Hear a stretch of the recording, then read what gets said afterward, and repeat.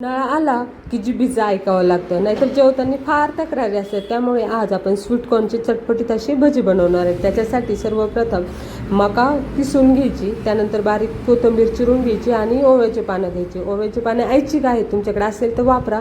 माझ्याकडे ओव्याचं झाड आहे त्याच्यामुळे मी ते वापरते. त्यानंतर त्यामध्ये हळद टाकायची. माझ्याकडे ओलं हळकुंड होतं म्हणून मी हळकुंड वापरले, तुम्ही हळद पावडर वापरली तरी चालते. चवीनुसार तिखट, मीठ आणि ओवा बारीक करून टाकायचा हातावरती. त्यानंतर त्याच्या डाळीचं पीठ टाकायचं आणि कालवताना ना थोडंसं ताट टाकायचं आणि मिश्रण छान एकजीव करून घ्यायचं. त्यानंतर आवश्यकतेनुसार त्यात पाणी टाकायचं.